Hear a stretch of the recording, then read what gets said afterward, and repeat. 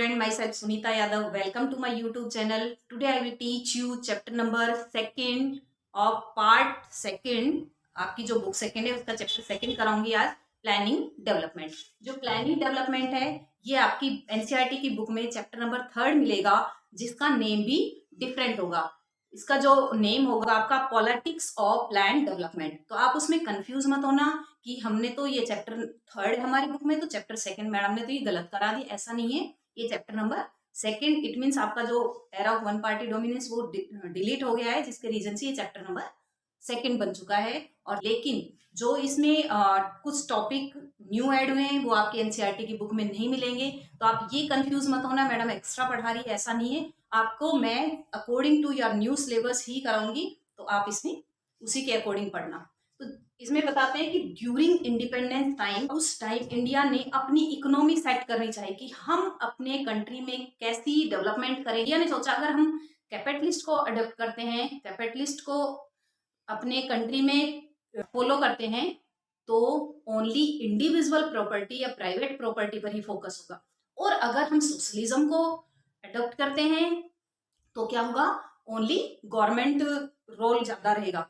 इसलिए इंडिया ने देखा कि कमी यूएसए में भी है, कमी यूएसएसआर में भी है, तो मुझे एक ऐसा मॉडल एक्सेप्ट करना पड़ेगा जिसमें दोनों की फीचर्स आ जाए। तो इसलिए इंडिया ने जो इकोनॉमी की, उस इकोनॉमी को क्या कहा गया, mixed economy. It means India ने सोशलिज्म और कैपिटलिज्म दोनों का रोल प्ले किया, दोनों की चीजों को जो बेस्ट लगी उनको डाल दिया और इंडिया की इकोनॉमी बना ली mixed economy. It means government role भी रहेगा और प्राइवेट रोल भी रहेगा।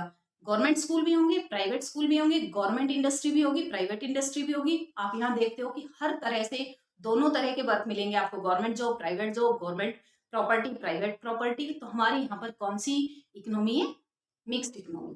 तो इंडिया ने मिक्स्ड इकोनॉमी को अडॉप्ट किया। अब आता है रिगार्डिंग प्लानिंग कमीशन, कि इंडिया ने इंडिपेंडेंट होने के बाद एक कमीशन बनाना चाहा कि जो प्लान करे कि हमें करना क्या है, कि जो गवर्नमेंट अपना एक्सपेंडिचर कर रही है वो रूरल एरिया में कितना करना है, अर्बन एरिया में कितना करना है, या फिर कौन सी चीजों के ऊपर ज्यादा फोकस करना है।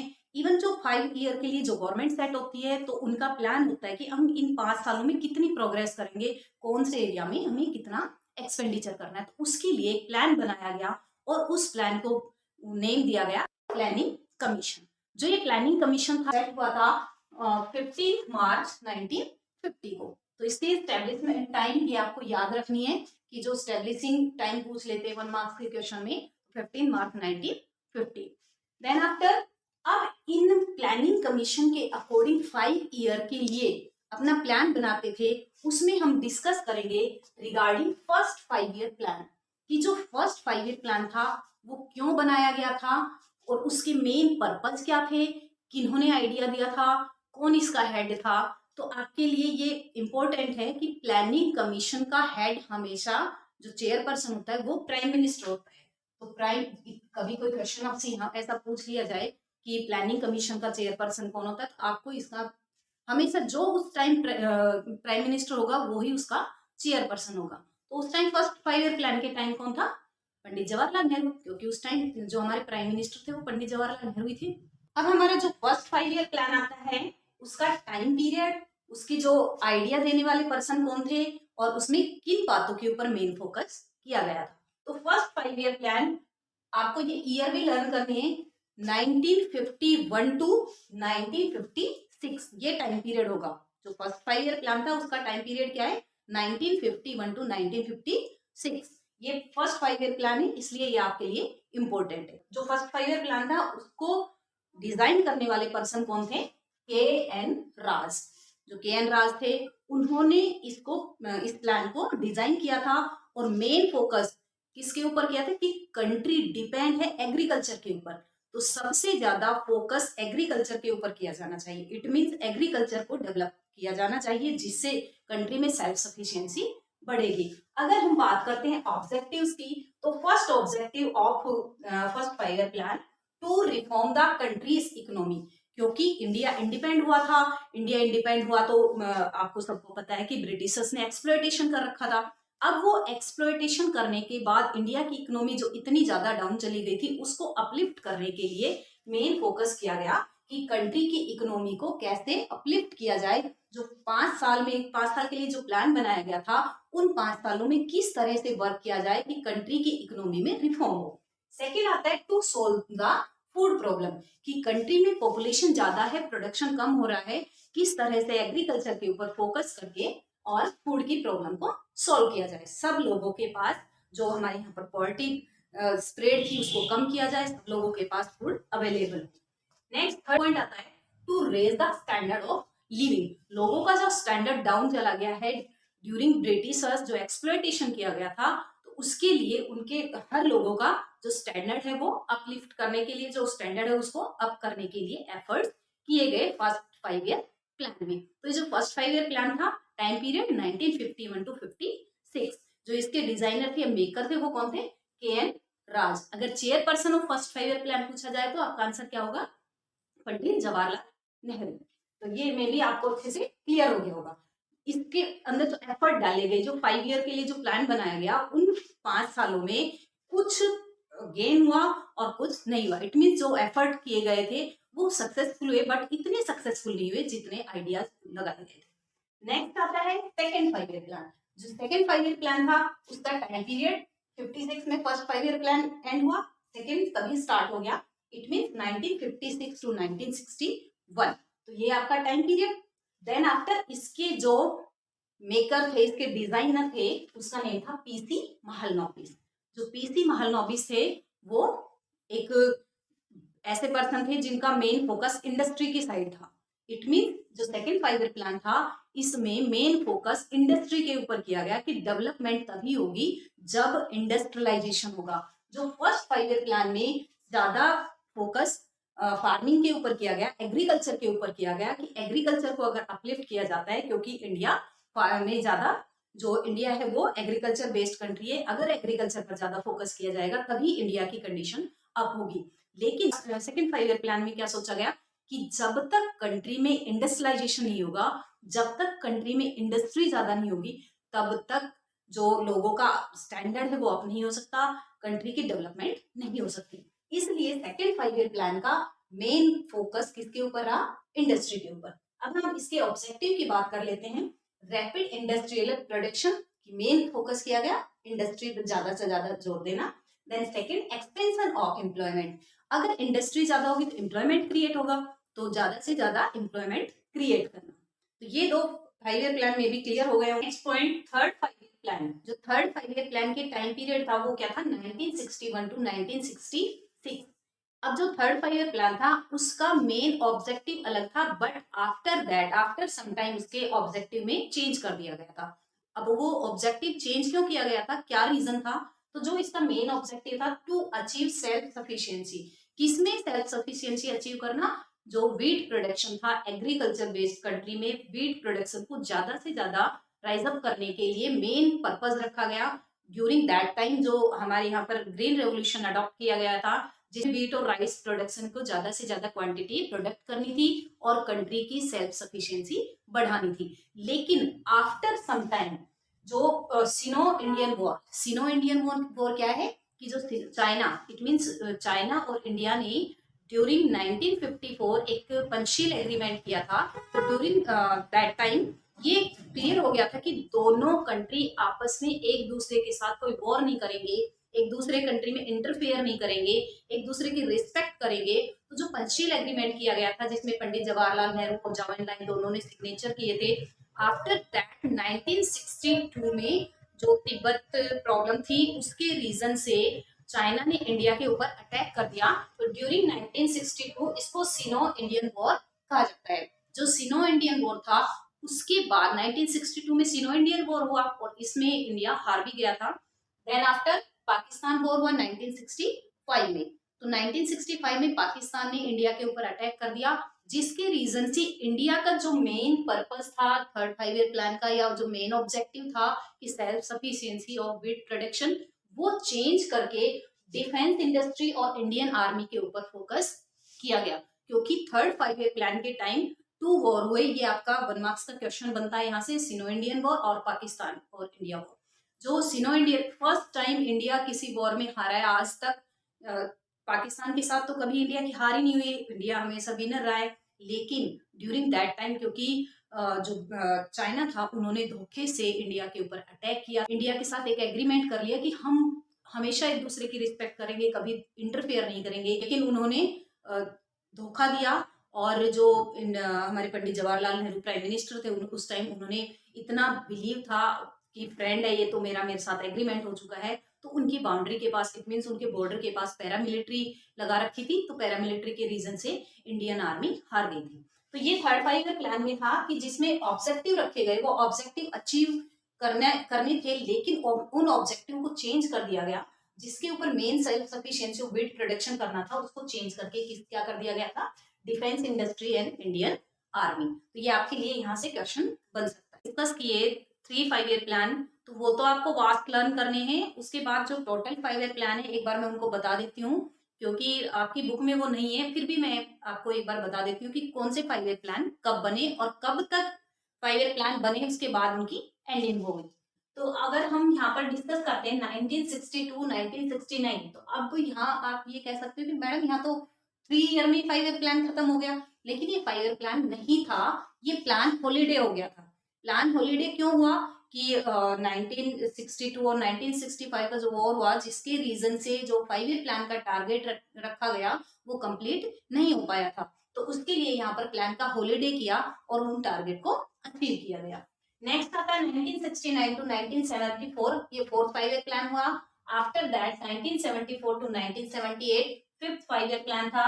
देन 1978 टू 1980 फिर प्लान हॉलीडे हो गया था, फिर दोबारा से यहाँ पर कोई प्रॉब्लम क्रिएट हो गई थी। 1980 टू 1985 सिक्स 5 ईयर प्लान आता है। 1985 से 1990 सेवंथ 5 ईयर प्लान आता है। देन फिर 90 से लेकर 1992 फिर यहाँ पर 2 साल का गैप दे दिया। 1990 to 1997 8 5 year plan, then 1997 to 2002 9th plan and 2002 to 2007 10th number का प्लान आया। देन आफ्टर 2007 से लेकर 12 तक 11th 5 ईयर प्लान आया और लास्ट प्लान 2012 से 2017 तक होना था, लेकिन ये 12th 5 ईयर प्लान कंप्लीट नहीं हुआ और इसको बीच में डिसॉल्व कर दिया गया, जिसके बारे में हम आगे डिस्कस करेंगे कि वो क्या था कि जिसके रीजन से ये डिसॉल्व हो गया और इसकी जगह प्लानिंग कमीशन की जगह उसका नेम दूसरा रख दिया गया। तो ये 2017 में कंप्लीट नहीं हुआ था, इट मींस ये 2015 में यहाँ इसका नेम चेंज हो गया था। और अगर अब आप चेक करते हो कहीं भी या कहीं पढ़ते हो तो आपको 5 ईयर प्लान के बारे में नहीं मिलेगा। अब कोई प्लानिंग कमीशन नहीं होता, कोई 5 ईयर प्लान नहीं बनते, वो खत्म कर दिए गए, उनकी जगह नीति आयोग एक बना दिया गया है, वो एक आपका अलग से टॉपिक है और वो मोस्ट इंपॉर्टेंट टॉपिक है क्योंकि वो लास्ट ईयर ही न्यू एड हुआ है। अब नेक्स्ट टॉपिक आता है हमारा नेशनल डेवलपमेंट काउंसिल एनडीसी, और इसका अगर हम अनादर नेम करते हैं तो राष्ट्रीय विकास परिषद।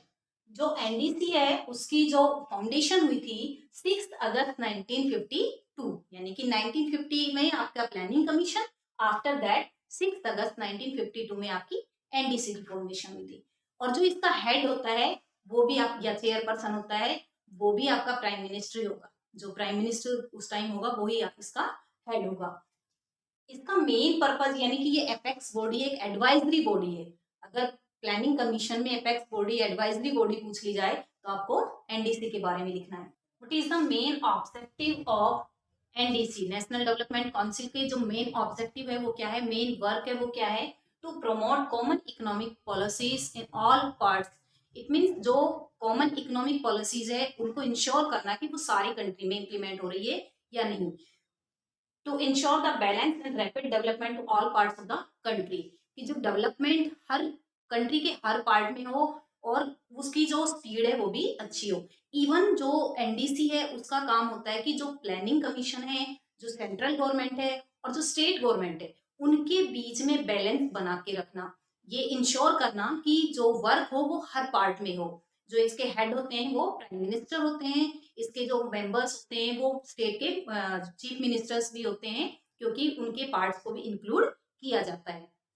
जो हमारी यूनियन टेरिटरीज के भी हेड होते हैं और जो कैबिनेट मिनिस्टर्स होते हैं वो भी इनके मेंबर होते हैं। तो ये एक एपेक्स बॉडी है, एक एडवाइजरी बॉडी है लेकिन नीति आयोग की स्टेब्लिशमेंट के बाद एनडीसी का रोल काफी कम हुआ है, जो इसकी वैल्यू थी वो काफी डाउन हो गई है। नेक्स्ट टॉपिक इज नेक्स्ट और last and most important topic of this chapter, क्योंकि ये न्यू ऐड हुआ है, आपको ये अच्छे से लर्न करना है।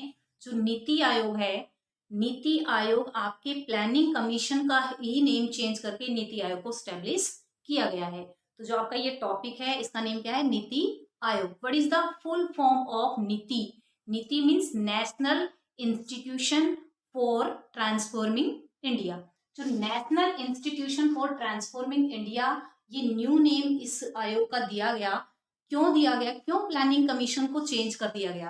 क्योंकि प्लानिंग कमीशन 1950 से चल रहा था, उसमें जो कमियां थी, क्योंकि प्रेजेंट टाइम में जो मॉडर्नाइजेशन हो गया, इतनी ज्यादा प्रोग्रेस हो चुकी है, जो टेक्नोलॉजी आ चुकी है, तो उसके रीजन से प्लानिंग कमीशन की जो 5 ईयर प्लान्स थे उनमें कमियां नजर आ रही थी। इसलिए 15 अगस्त 2014 को जो हमारे प्राइम मिनिस्टर श्री नरेंद्र मोदी जी, उन्होंने डिक्लेयर किया कि जो प्लानिंग कमीशन है उसको चेंज किया जाएगा और उसकी जगह न्यू आयोग स्टेब्लिश किया जाएगा। प्लानिंग कमीशन की जगह किसको स्टेब्लिश किया जाएगा? नीति आयोग। जो नीति आयोग की अगर स्टेब्लिशिंग टाइम अगर ये कहा जाए कि वो डिक्लेयर कब किया नरेंद्र मोदी जी ने, तो यू विल राइट 15 अगस्त 2014। अगर उसकी इम्प्लीमेंटेशन डेट पूछी जाए तो यू विल राइट 1 जनवरी 2015। तो 1 जनवरी 2015 को ये आयोग स्टैब्लिश हो चुका था। इस आयोग के हेड होते हैं प्राइम मिनिस्टर। जिस तरह से प्लानिंग कमीशन के हेड प्राइम मिनिस्टर होते थे, सेम वे इस नीति आयोग के भी हेड प्राइम मिनिस्टर ही होंगे। और प्राइम मिनिस्टर एक वाइस चेयरपर्सन हेड अपॉइंट करेगा। इट मीन्स जो चेयरपर्सन है वो वाइस चेयरपर्सन को अपॉइंट करेगा। तो जो फर्स्ट वाइस चेयरपर्सन थे उनका नेम क्या था? अरविंद पनगरिया। अगर आपका क्वेश्चन आ जाता है कहीं भी कि first vice chairperson of NITI Aayog, you will write Arvind पनगरिया। लेकिन एट प्रेजेंट टाइम में जो वाइस चेयरपर्सन है उनका नेम क्या है? राजीव कुमार। क्योंकि सेकंड दो ही बने अभी तक, first is Arvind Panagariya and second is Rajiv Kumar. अगर हेड पूछा जाए या फिर चेयरपर्सन पूछा जाए तो चेयरपर्सन कौन है? फर्स्ट भी नरेंद्र मोदी जी थे एंड सेकंड भी नरेंद्र मोदी जी। रीजन क्योंकि वो सेकंड टाइम प्राइम मिनिस्टर बने। फर्स्ट टाइम उन्होंने डिक्लेरेशन की थी कि नीति आयोग स्टेब्लिश होगा, और सेकंड टाइम वो अभी तक प्राइम मिनिस्टर है, second time prime minister post पर आ चुके हैं। नीति आयोग जो वर्क करता है, जो कमियां प्लानिंग कमीशन में थी उन कमियों को पूरा करने के लिए ही नीति आयोग को स्टेब्लिश किया गया कि जो स्टेट है, स्टेट की हर कमी को पूरा नहीं किया जा रहा है, कंप्लीटली डेवलपमेंट नहीं हो रही है, तो उसके लिए as a think tank work करेगा नीति आयोग की। जो नीचे से ऊपर तक जो डेवलपमेंट होनी चाहिए उस डेवलपमेंट को भी किया जाएगा। इवन जो प्रोग्रेसिव स्टेट है उनको और ज्यादा डेवलप करने के लिए इसमें एफर्ट्स किए गए हैं। हर तरह की डेवलपमेंट पर फोकस किया गया है नीति आयोग। NITI Aayog act in the spirit of cooperative federalism. जो फेडरलिज्म होता है वो क्या होता है? Distribution of power. कि फेडरलिज्म में जो हमारा कंट्री है इसमें सेंटर हेड है और उसके बाद स्टेट है हमारे यहाँ पर। तो स्टेट सेंटर के बाद स्टेट की डेवलपमेंट पर फोकस किया गया है कि स्टेट की हर पार्ट में डेवलपमेंट हो, किसी भी तरह की कहीं पर कोई कमी नहीं हो। Federalism means distribution of power. तो डिस्ट्रीब्यूशन कर दिया गया है पावर को सेंटर के बाद स्टेट में, स्टेट के बाद जो हमारी थर्ड लेवल है गवर्नमेंट का, जो लोकल गवर्नमेंट बोलते हैं इसको, तो वहां पर भी डेवलपमेंट हो। इसके लिए एफर्ट्स किए गए हैं कि डेवलपमेंट हर पार्ट में हो, चाहे वो सेंटर गवर्नमेंट के पास हो, चाहे वो स्टेट गवर्नमेंट के पास हो, चाहे वो लोकल गवर्नमेंट के पास हो, लेकिन डेवलपमेंट हर पार्ट में होनी चाहिए। तो उसके लिए जो स्टैब्लिश किया गया वो कौन किया गया? हमारा नीति आयोग। तो मे बी आपको ये क्लियर हो गया होगा कि नीति आयोग को स्टैब्लिश क्यों किया गया, कब किया गया, कौन इसके हेड थे, कौन इसके फर्स्ट चेयरपर्सन थे, वाइस चेयरपर्सन थे, सेकंड। तो ये आपको अच्छे से क्लियर हो गया होगा। इसके ऑब्जेक्टिव, मेन पर्पस कि क्या प्लानिंग कमीशन में कमियां रह गई थी कि जो 1950 में किया गया था 2014 में उसको चेंज करने के लिए क्यों कहा गया था। तो प्लानिंग कमीशन का आता है तो आप प्लानिंग कमीशन को लिखोगे ओनली आप 2014 तक। वैसे तो स्टैब्लिशिंग टाइम 2015 है, लेकिन 14 में डिक्लेयर हो गया था, लेकिन स्टैब्लिशिंग टाइम पूछा जाए तो 1 जनवरी 2015। तो 2015 तक ही ये था। उसके बाद आपका नेम चेंज हो जाएगा, प्लानिंग कमीशन नहीं लिखोगे, आप लिखोगे नीति आयोग। तो नीति आयोग का क्वेश्चन आता है तो आप ये कंप्लीट चीजें इसमें लिखोगे। ये नहीं कि प्लानिंग कमीशन आ गया तो आप नीति आयोग लिख रहे हो, या फिर नीति आयोग आ गया तो आप 1950 से स्टार्ट कर रहे हो। तो 1950 से स्टार्ट नहीं होगा, 1950 से 2015 तक आप उसका नेम रखोगे planning commission. After that you will write NITI Aayog.